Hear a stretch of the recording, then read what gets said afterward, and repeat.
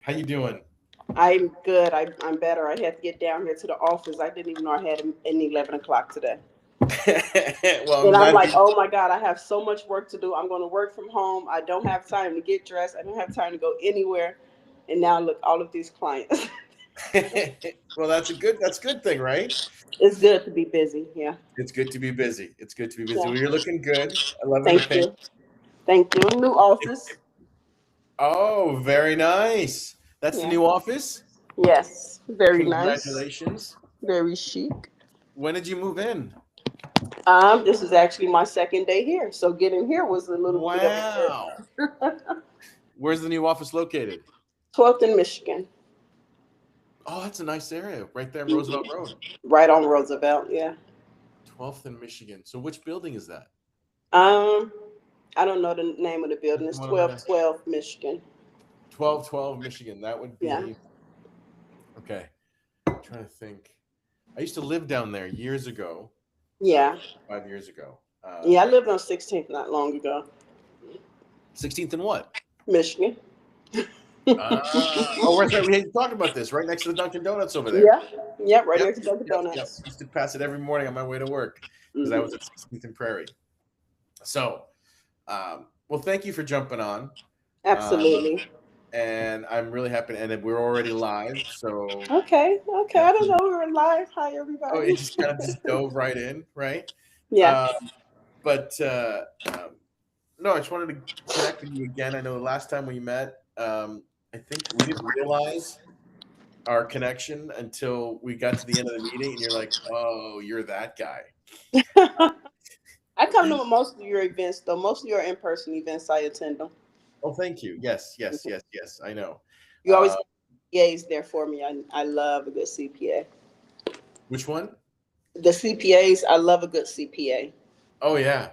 Hmm. Well, because you came to the big beautiful, was it Big Beautiful Bill that you came to, or which one? Yeah, yeah, I think Yeah. so. We're actually doing another one for that out in Lake County with the Northwest Hispanic Chamber of Commerce. Is that That's Indi- like it's an evening class, evening for the Lake County College. Is that Uh, Indiana? what's that? Is that Indiana? No, no, no. Lake County, Illinois, Oh, okay. way up north, like Geneva, like what's it called? Gurney area. Yeah. Yeah, yeah. So that's gonna be a little bit of a haul. It's gonna be a far drive for me, but I'm willing to do it.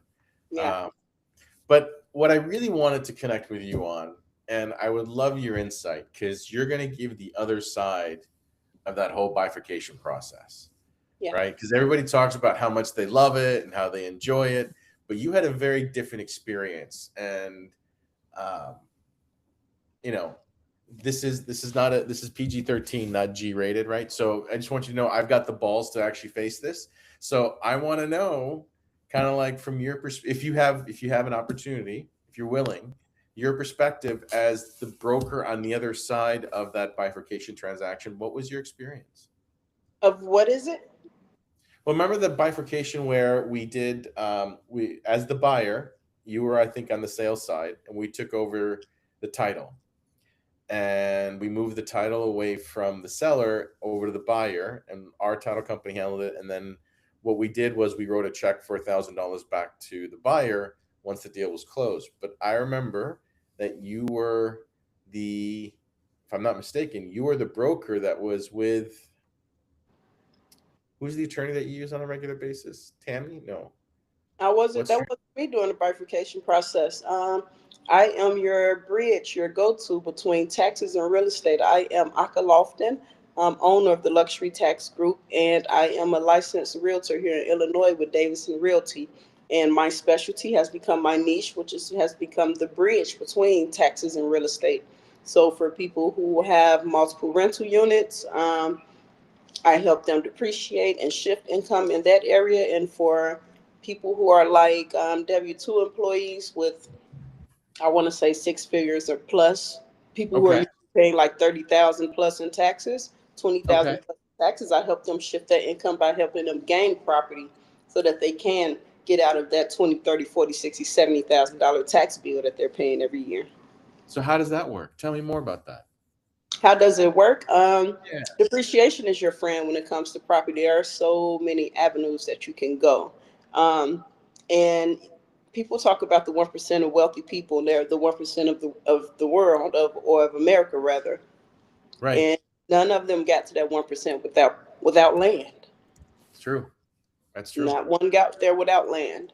You can go to work for money every day, but until that money starts going to work for itself, you'll be in that rat race. I have a nurse right now. She's at like 300 and something thousand, and she's just like working all day, And she's and just she just doesn't own anything. So her tax bill is going to be pretty excruciating. so what's your plan for her then? Mine, I am not sure yet. I know she has a home office because she does do esthetician as well. So we're going to just have to work with what she has.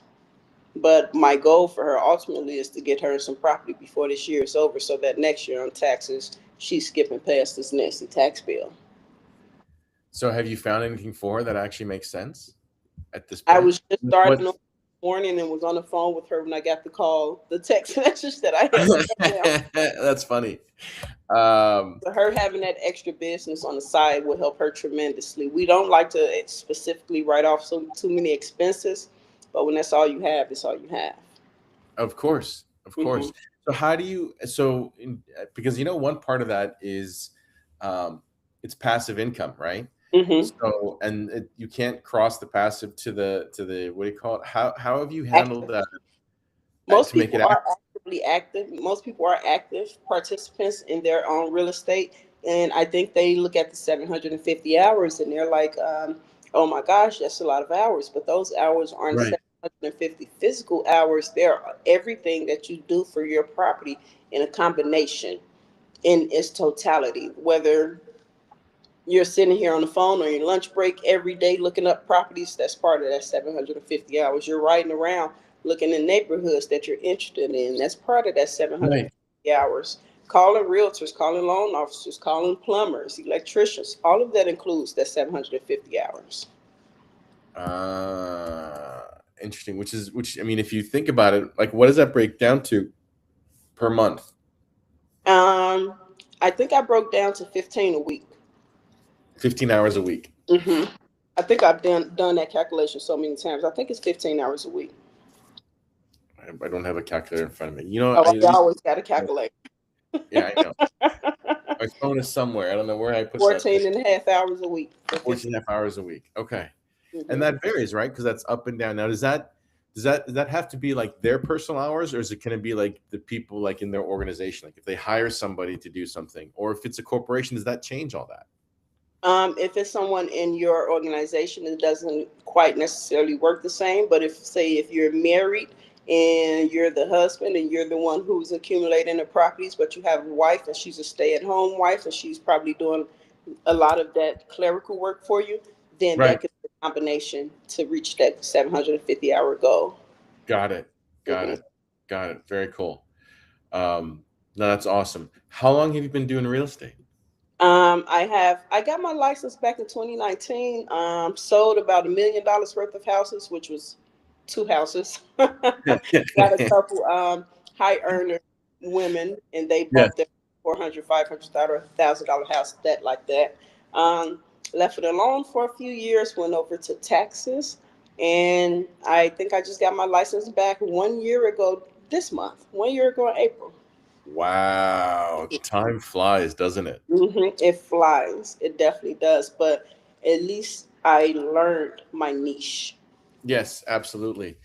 And so, do you find that are you focusing on like single families in that regard, or do you look at the multifamily space to see if that like what's your sweet spot you look at Um, in making that work? Considering I am a diamond for depreciation. I like to focus on multi units. Okay. Um, Single family homes, it's not a good write off. No, it's I mean, not. not I mean, it is in a sense that like if you are itemizing on taxes, then a single family home, you're getting the benefits of that. Say you're paying 6,000 a month in mortgage. That's 6,000 times 12, that's 72,000. Right. And you're paying 21,000 in taxes for that same house. This could be a house out in the creek that's 4,500 square feet. That's already $100,000 that's not taxed on your taxes as soon as you itemize. So if you itemizing is somebody's best friend if they do own their personal home versus owning rental units or multi units. Got it. Do you so right now on an individual, what is it? Is it 13,000 or 24,000 that individual standard deduction? Can 15 15,650, I think. if only there was a place where I could go online and I can ask a question and it spits out the answer for me. Oh, I do it all. You just did. I'm your online. Oh, that's it. You're my Google. On your Google right now. I'm You're my your chat. Aqua. Your You're my chat Aqua. ACQ. www.aqua.com. Yeah. That's awesome. And on top of that, like the standard deduction, a lot of businesses you pay your kids. Like she has a 16-year-old. The nurse that I was referring to is I didn't get deep enough into conversation with her, ask her enough questions. But if she has that 16-year-old son and she has him, she has a 3-bedroom house probably. He has one room, she has one room, and one room's her esthetician room or her basement's her esthetician area. If he's cleaning that for her or restocking it for her, doing inventory, all of those things she can pay him for, and she can write him off as paying him on her taxes. And as long as it's under the standard deduction, he doesn't have to report it because he's already her dependent. Got it. Got Mhm. it. So it's an interesting way. That's a very cool thing that you just mentioned, right? Because what people fail to understand is that if they actually can write off, they can actually pay their children, Mhm.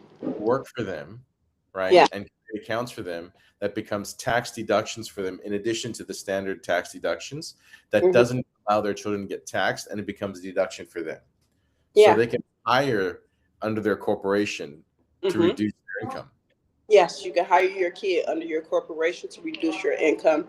And you just have to do it strategically. You have to write down what it is that they did. You have to pay them accordingly. Um, and also, you want to make sure that you're putting their payment, you're sending it to an account. You're sending it into, excuse me. Hi. Yeah, you want to make sure you're sending.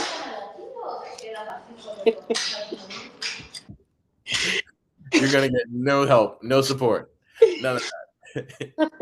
I don't know what she's. I think she's cleaning, but she's not paying attention to the fact that I'm in a meeting. Hi, Mama. I'm in a meeting. Yeah. Yeah. So you want to make sure you're paying your kids strategically as well. You're paying them on time. You're paying them consistently. You want to put it into an account for them, and you can use that account to pay for their sporting. You can use it to pay for if they go to a private school. You can use that money to pay for that. Well, you don't want to use that money to pay for their private school. You want to write that off Right, also. exactly. You want to write that one off too. You can use it for other things for them. So, let me ask you this: you're recently back, and it's been a year. Have you had the ability to actually pull any properties under your name that you have managed and you're working on? I just sold a building over on 74th in Parnell. But that was Congratulations. a unit I sold to a couple of realtors. Oh, nice. Very nice. So it Um, was two realtors, they're sisters, and it's their first. I love it. It was their first multi-unit, and they are going to buy their next one soon. That's awesome. And so Hmm. tell me about that project. How did you come across that one, and where did that what tell me a little bit about that one. How did you buy it? How did you find it? How did you acquire it? And what you did with it? Simple networking. I have a business associate. I am Mr. Dean, and it was a friend of his. And we do a lot of business together. We do a lot of networking together. So Oh yeah. just networking. And I talked to the owner one time, and he's like, "Well, hey, I want to sell this." 2 days later, I had somebody who wanted to buy it. hmm And now, so you put an offer on it? Did it require any rehab or work on it, or was it? It was only so much work that he could do himself, but it was primarily just as is property. I think Okay, our number one thing was like the tucking, the got it. tuck pointing on the roof and Yeah, yeah. stuff. hmm Which can be pricey on its own, right? And how was the condition of it on the inside? Was it pretty decent? It was perfect for living. It just wasn't like updated. Got it. Got it. And that shouldn't be hard for anybody to move into to get the property for the price they did to just update it themselves and raise the value of it. Would you consider that one a success It was overall? that's yeah. So, just so people who are watching and looking at this in terms of how did you structure, like, what was your financial structure, like financial working out of the deal? So, like, what was you? I mean, if you don't want to talk about it, just tell me, right? I don't have to get people's business out there, but it might be good to know, like, how did you figure out that it was a good deal? Was it based on the income? Was it based on comps? Like, what was your rationale around the property? Like, how My did you? first thing is always in income in that area, like the price of the exact same building, the exact size and value of that building with every other property in that area, as well as the rental comps in that area. How much are they getting paid for rent for these units? And Mhm. then because they do have government subsidy, you want to know how much the government will pay for one of these units. Like market rent could possibly be 1,500, 1,800 for that same 3 bedroom, 1 bathroom. But Section 8 might be 2,400 for that same 3 bedroom, 1 bathroom. So you gotta I put in like three different separate the value of the building compared to every other building in the neighborhood with that same size and same specifics specs. Um, the rent on a regular rent, market rent, and a rent on government subsidy. And how do you know, like, based on the fair market rents? Is there some sort of, like, what how would people know what that would be? Like, is there a specific tool that they could look at? For as far as fair market rent, I'll just do something like Zillow, or I'll look at my MLS. I'll look Or at what- it. I was a person looking to rent that apartment myself. You're just going to go on the site, Zillow, um, rent.com, and you'll see the Okay, rent for that area. And me, of course, being a licensed realtor, I have access to the MLS and it'll show me the of rent for that course. area as well. Um, but as far as Section 8 or other government subsidies that will pay for it, I'll look at that government site. Like if I look up Chicago Housing Authority, I can find their rent document. I can't think of the word for it right now, but it'll show me the amount they pay for rent in Chicago for a certain size bedroom. Got it. Got it. And actually, I Okay. think I If you go get found your it. license, if you go sign up with Section 8, they'll pay you an extra $600 a month per unit. And most people go sign up. Right, right, right. That's Mhm. fantastic. And then it's Um, income. oh yeah, it's huge. Mhm. So I'm gonna actually jump on. I'm gonna share my screen because I think I may have found it, and you can tell me if I did or not. Um, does this look familiar? And I know you're on your cell phone, so if you can read it, but I think this is it. Is this it? I can't Yep. see it. Small area. Okay, let me hit this button on my screen. It's telling me to restart my studio so I can get back in here. Oh, okay. Well, everyone, as we are, Locke was going to come back in. I believe this is exactly what it is that she was talking about, which is the fiscal year 2026 small area Okay, I'm here. FMR. Oh, welcome back. I was just telling them.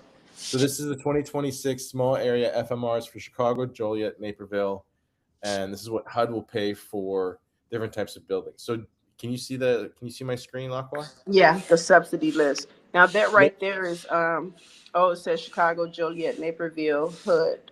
Okay. Yeah. So this is the small area fair market rental area advisory for small areas by unit by bedrooms, right? So Mm-hmm. so based on the zip code, an efficiency is a studio, right? Yeah. And then you've got one bedroom, and it's interesting how you go from one area to the next, and it just jumps, Mm-hmm. right? And so it varies. And so one And look neighborhood, at that, just one point on the zip code over. That might be across the street.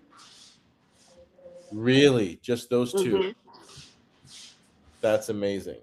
Mm-hmm. Right? That's a $730 difference for the same unit. And that's, and I don't know what area 606 60010 is, but for 2200 for that area, that must be a prominent area.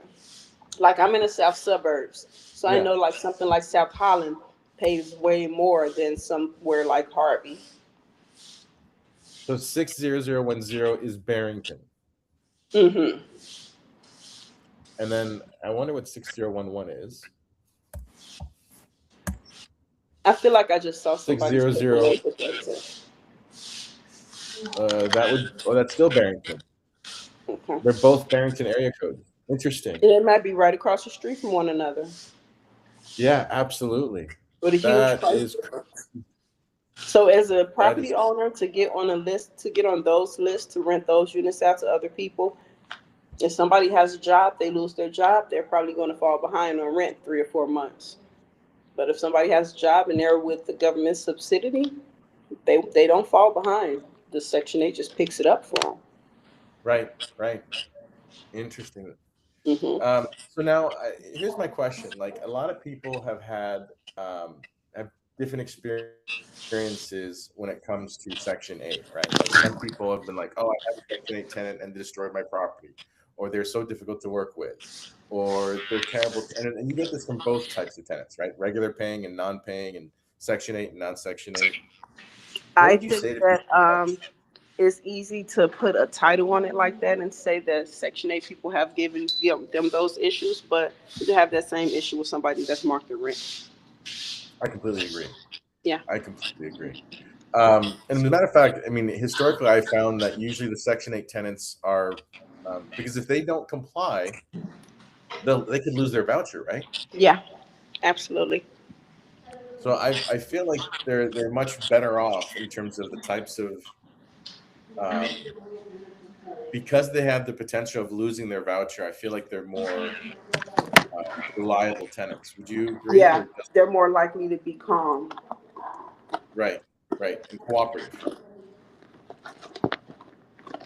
But from Absolutely. my understanding, it's a toss up period when it comes to owning property, being a landlord. So how would you help people find properties? Like, what is your kind of? Are you looking at off market? Are you mostly on MLS? Are you looking at Crexy? What's your secret sauce? What I'm makes mostly MLS, okay? but I have several people that I can call who are like off market junkies. So Got it. if I'm looking for something, I can't find it, I'll reach out to them and they'll just start sending properties for days and weeks. Got it. That's awesome. Uh, Hmm. have you worked with wholesalers in any like? Have you found wholesalers to be productive or effective, Um, or do you have a position, or it just doesn't matter? Just another source. yeah, it doesn't matter. I do plan on getting more heavy into real estate this summer, but being a realtor and a tax person, this is my heavy season for taxes. So my main thing is knowing what I'm doing when it comes to these rental units for my clients. So, are you actually filing the taxes for your clients? Yeah, I Or filed the that's through her? taxes. Oh, that's great. That's awesome.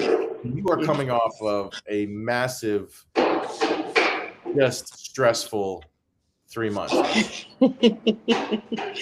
You would think that, but the beginning and the end are the stressful parts. The in between is pretty okay. The beginning Got it. and the end is crazy.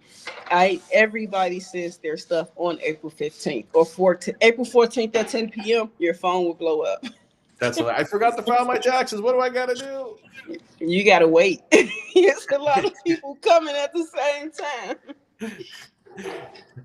How did you get into And tax then a return? lot of my rental people come at the end of April in April. So that's when I'll be working on somebody for hours or a day sometimes because there's so many.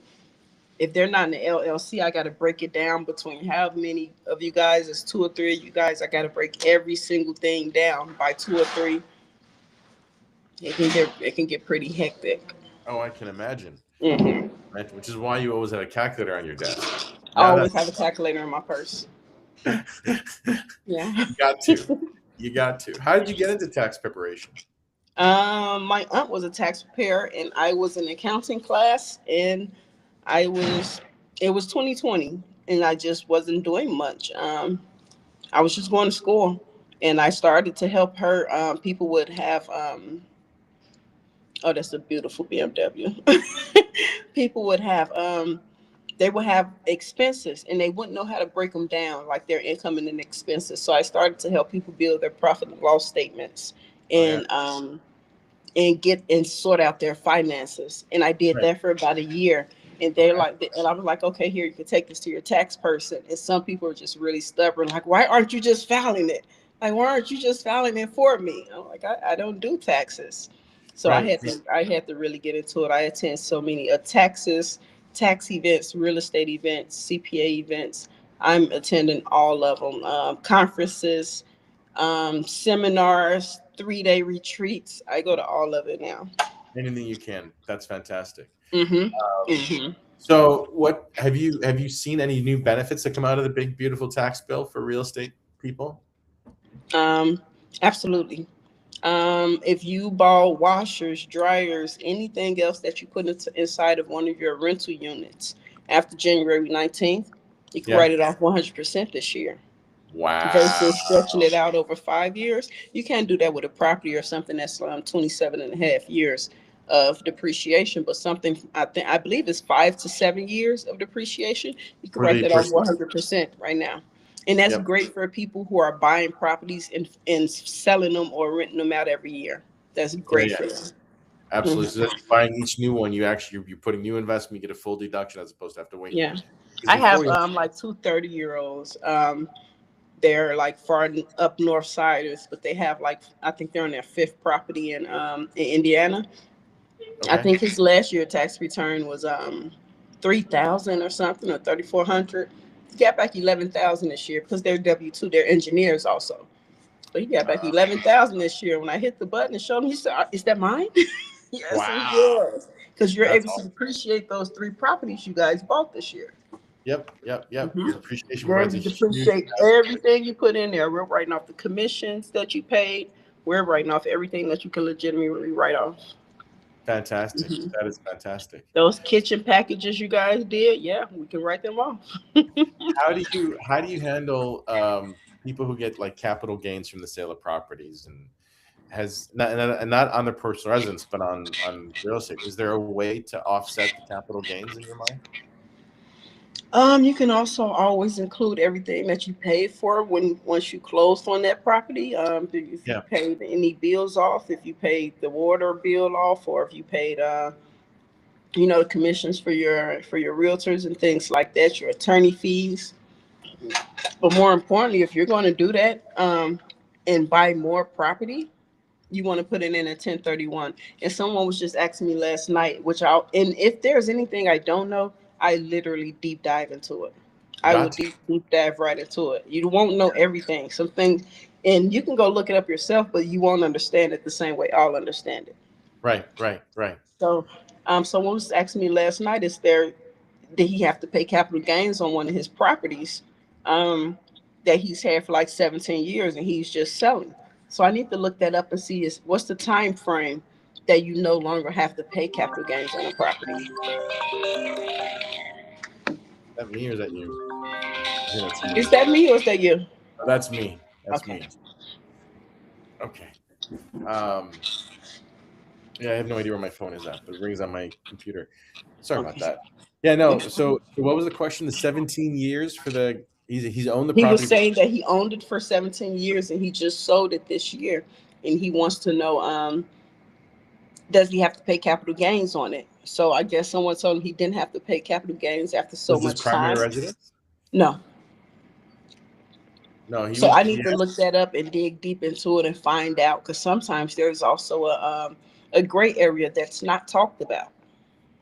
Like like how two people can file the same kid. One, you can put them on your taxes, but you're releasing the claim to them so the other parent can claim them for the earned income and for the child tax credit, and you're only claiming them for head of household purposes. These certain things aren't talked about, so you really have to deep dive. Sometimes I Oh, might be wow. calling you shortly to ask for an answer.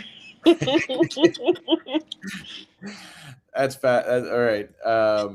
So you can have, so if two parents that are divorced, I'm presuming, right? One is Divorced, just live separately, never married. They got can it. both, the kid can go on both tax returns, but for different credits. Got it. So one is for the hmm earned income credit, and one is for head of household credit. They can go on there for different credits, and it'll be just it's perfectly legal, and they just don't talk about it. It's not So something that's written anywhere. what's the earned income credit? Can you talk Earned about that income credit is it's just how much income you earn. This you get a percentage of it back, a portion of it back, so to speak.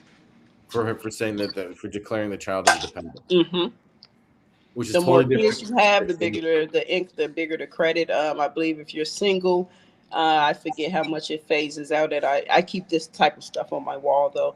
If yeah, you're single, I know you get like up to $600 and something dollars. If you have one kid, you know, up to like 3,500, maybe 4,000. Two kids, it's like 7,000. Three kids, it's like 11. that is awesome. I had no idea you could actually do that. Yeah. Uh, do most They, people they work? the government has their benefits, especially for something that people are doing as a voluntary service. Taxes is voluntary. If you don't pay them, you get penalized. But ultimately, they are considered voluntary. Taxes? hmm But this is How? America, so they're not going to tell you that. Explain that further, because I didn't I don't understand. hmm That Taxes that's are voluntary, but you still have to pay them. But they're voluntary. Yeah. because Let's see. One way to look at it is how you can go exempt on your when you're filling out your W-4. You can go get a job, and you hit exempt. You're not volunteering to pay taxes. you're gonna pay them later, or you can You're volunteer going to to pay pay them them later. later, or you're going to shift your income to avoid them. hmm Got it. You're So gonna you're a 1099 person, so you filled out a W-4, but you're not going to pay taxes. You're going to pay them at the end of the year, or you're going to write off all of your expenses and go around paying taxes altogether. got it, because the criminal aspect is not filing, right? Mm-hmm. Not actually not paying. Not paying is civil. Not Mm-hmm. filing is criminal. You have to file them, yeah. Got it. Good to know. Mm-hmm. That is an interesting perspective. I don't think I've ever heard that before, but I Yeah. love that. I love that approach to that. I like Um, to do when it comes. I feel like Donald Trump is one of mine. I admire him because he's the ultimate person between real estate and taxes. He uses his real estate to avoid paying them. yes, he does. Mhm. And hence the big beautiful bill and being able to write off everything after you bought for your properties after January 19th or January 20th of this year of 2025 are 100% tax non-taxable. I mean So what other 100% depreciable. That's what I'm what trying to other say. things in the bill did you find that have been beneficial for property owners, Oh, for property owners, or that's beneficial really in the general? main one. But for regular things, regular anybody with an income, one of the greater things I found was the overtime. Especially for nurses. Nurses work a lot of overtime if they are W-2. Once you put that 27,000 in for overtime, you'll see a huge jump in their refund. Really? I have a lot Because of people who work at Ford who've been there for a long time. I see a lot of jumps in their income once I put their 16 or 27,000 in OT. there's so how is it treated now in the big beautiful bill? Overtime is not taxed, or it's taxed No, less? overtime's not taxed. Wow. hmm So keep working, keep working, keep working, keep working, keep working. We're not going to tax you on it so long as you just keep working. hmm When I was a W-2 employee, I remember that I would work and I would probably get 1,200 for the week. But if I did overtime, I probably made 1,800 for the week. But the taxes they took out were huge. Now, Right. so they're still taking the taxes out throughout the year as you're working. But when tax season gets here, you put your overtime amount in, and all the taxes come back to you. Got it. hmm Got it. Um, Well, that's fantastic. Well, Aqua, Mhm. how do people? How would you want people to get a hold of you to talk about taxes, to deal with their taxes, or looking for real estate to help reduce their tax burden? What's the best way for them to reach you?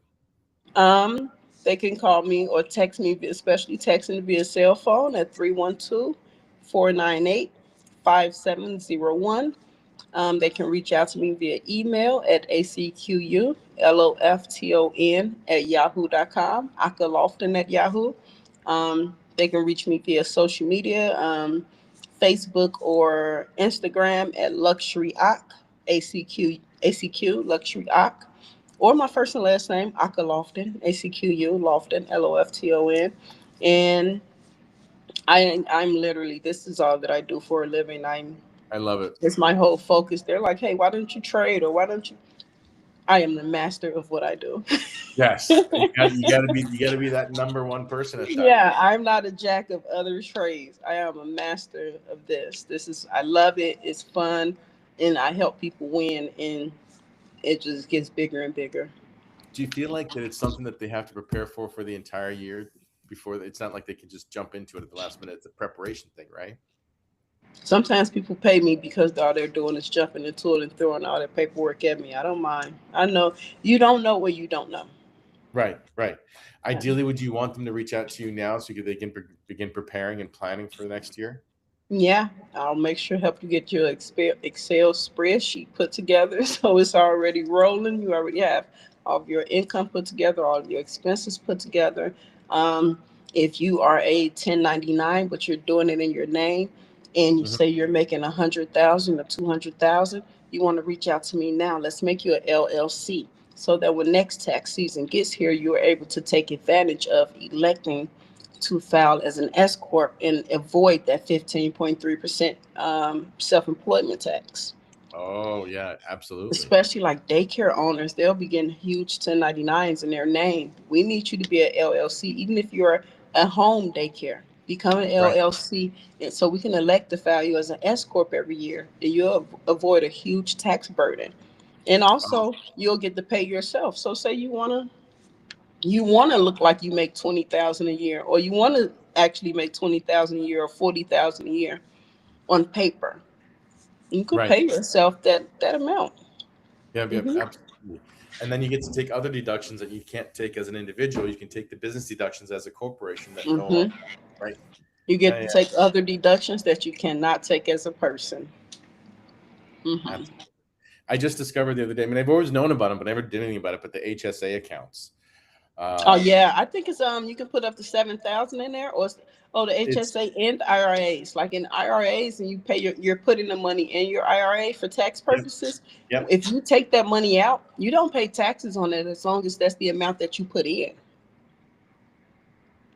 So one of my people just had $11,000 1099 for draining out his IRA. He wanted to use it to buy property, but they don't ask what they're using it for. Well, they do ask what they're using it for, but if you're buying property, they don't care what you're doing it for. If you took it out and didn't pay taxes on it, it could be a bill. But if that's the amount that you put in, you can take it back out without paying taxes on it. So if you put in 10 grand and you pull out 10 grand, you don't pay Hmm. taxes on it. You can avoid that extra taxes on it because Oh, the penalties. You can the avoid. income already, wherever your income that you're reporting, that's already being reported and taxed. And that 10,000 was part of your income, and you just um si- I'm trying to think, siphoned Yeah, it into your IRA, but you took it back out because you had something important coming up. You had a $10,000 closing cost, so you took the money back out, even though you were trying to save it. You don't and have to pay taxes on that money that you just already siphoned into that IRA. that's the Roth IRA, right? Mm-hmm. It's on the Roth. Yeah, yeah. Because Mm-hmm. the Roth is not. It's post tax money that you're putting into the account, as opposed Mm-hmm. to tax money. Yep. Post Yep. tax money you're putting in there. Very cool. Well, Yeah. Aqua, fantastic. It's great information. Um, Please, if you can, send an email to Vera with all of your social media and contact information, so we can make sure it gets on the our social media. We'll tag you on it and make sure all your Okay. information is in the post. All Um, right. you'll be getting some information. You'll be getting, like, we'll take this thing and we'll get you some clips that you can post on your social media, and post it. And I think this will probably drop. I mean, and even though we're live right now, We um, are. we've been live this whole time. It will be the formal edited version, because we'll edit it out, put the captions in, and put some drops in and stuff like that. That'll come out in about 8 to 10 weeks. So, Okay. but I so appreciate you getting on today. Thank you so much. It was a pleasure Thank you connecting. for having me. Who do you use for your legal services? Um, Not that I want to shout out another attorney, but those are safe. I'm using Faisal for my legal services. I love it. I love it. This your show. We moving how you move. Thank you. Thank you. Lots of love. Lots of love. We're using Faisal. I can't say it all the LTT. way unless I'm looking at it. No worries. No worries. Thank you very much. And I will hopefully. So, by the way, we would love to see you. I don't know if you're going to be around, but on Thursday, we're doing a whole presentation on short sales, how to buy them, how to run them, how to negotiate them in Oak Brook. So if you can make it, we'd love to have you there, and love to see you there. I will check it out. I know I have an event Wednesday, the 22nd, in Okay. Oak Brook, so I'll see how that plays out for me. Got it. It'd be Thursday evening. Okay. Very cool. Well, good. Well, I will see you later, and you have a good one. Thank you so much. Well. All right. Take care. Bye. Bye.